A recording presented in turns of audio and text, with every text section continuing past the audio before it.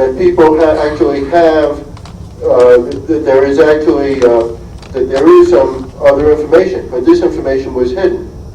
And so the first thing that I'd like to know is why not one district attorney or state's attorney in the United States has taken up homicide 2 charges against these drug czars who have killed 50 to 100,000 people in the United States.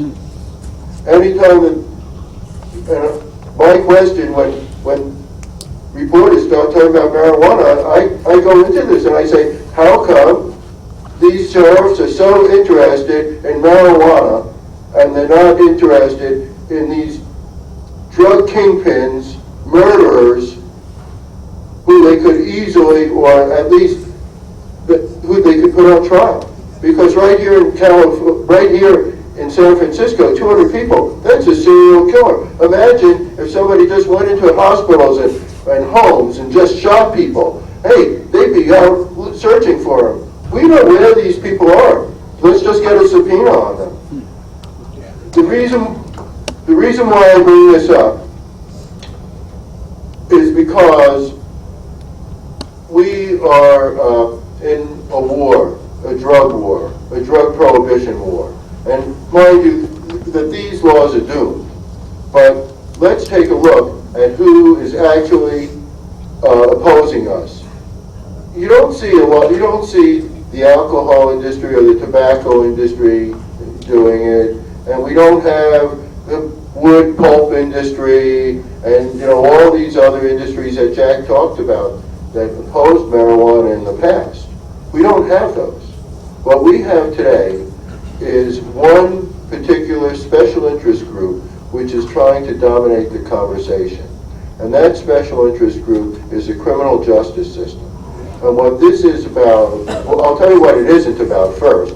It isn't about whether marijuana is good for you or bad for you.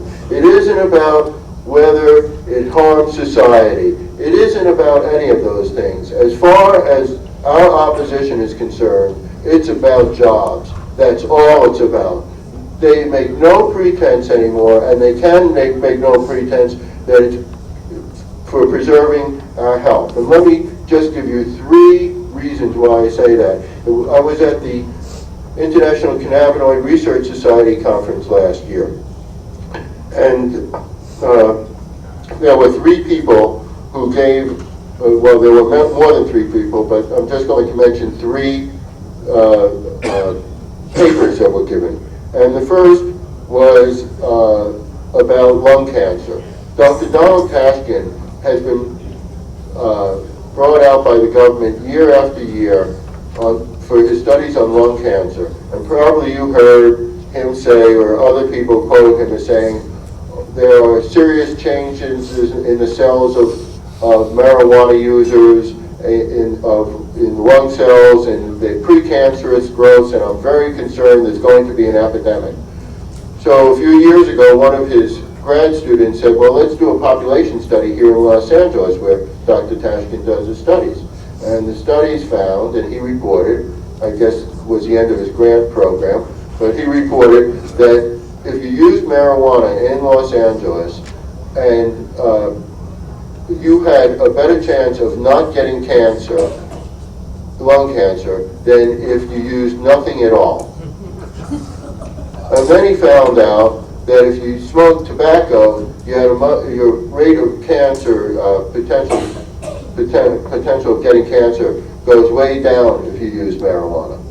And then the second one that I wanted to talk about, the second study was by Esther Fried, and she's in Rehavat, Israel, which is a science city in Israel.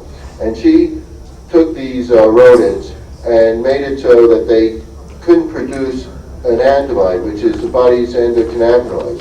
And when they had pups, the pups couldn't suckle. And it was only when cannabinoids were injected into the mothers and then expressed in the milk that the pups could suckle. And the relevance that this has to, I mean, first of all, this was a great study in terms of rodents because they had wanted to have this study done for a long time. But in terms of people, what this was about is failure to thrive in humans. And so a mother who has a baby with failure to thrive, the indication might be smoke a few joints every day. And then the third one, let's see. The third one was on Alzheimer's. And what they found was they took these rats, and the rats that were given cannabinoids as well as amyloids got Alzheimer's much later and much less. It was not as virulent as with the pups that had with the controls. And so they used to talk about memory. Well, what's the ultimate memory loss? Alzheimer's. Now, granted, I don't remember anything from 1967 to like last week. So anything that I said during that time, I'm not responsible for.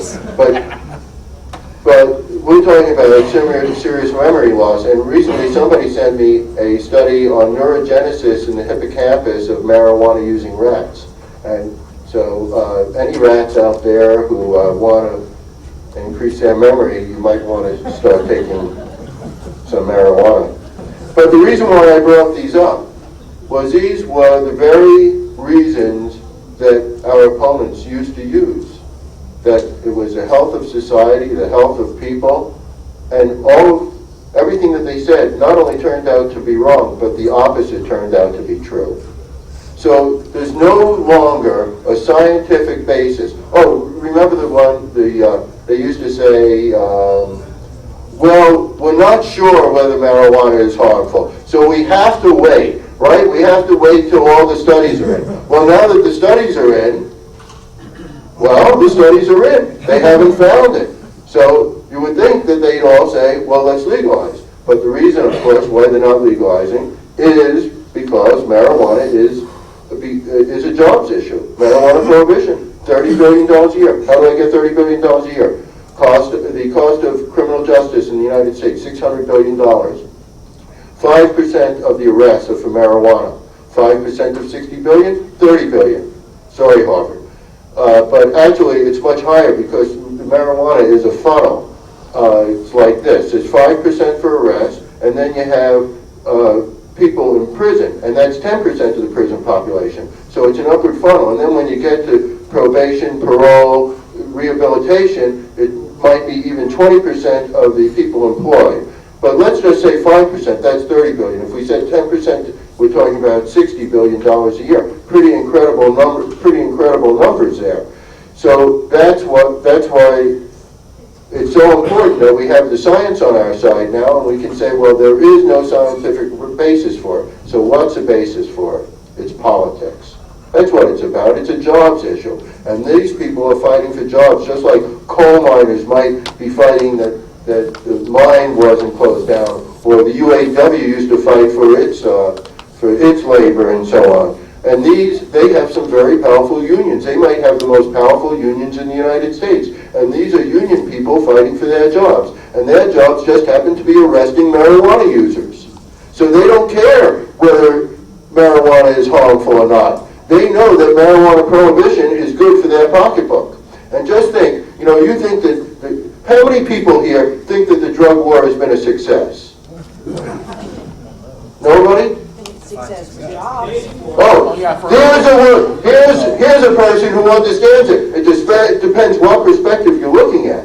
Because when marijuana was first made hard to get with the onerous taxes in 1937, there were estimated to be 55,000 marijuana users. Now, if you think of each marijuana user as a potential client, and each person who's arrested as a client, then they started with 55,000 potential clients, and last year they had 750,000 clients, 13 times the original potential. They have 55 million potential clients. And in fact, if it continues going this way, in 2035, there will be more marijuana users in the United States than there will be people.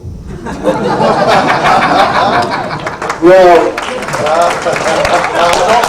I thought this was a great conundrum, and I couldn't understand these figures. It's like these -2 or something. So, but then I realized it's the pets. It's the pets, and they've already got the canaries. The canaries are singing. And I just wanted to mention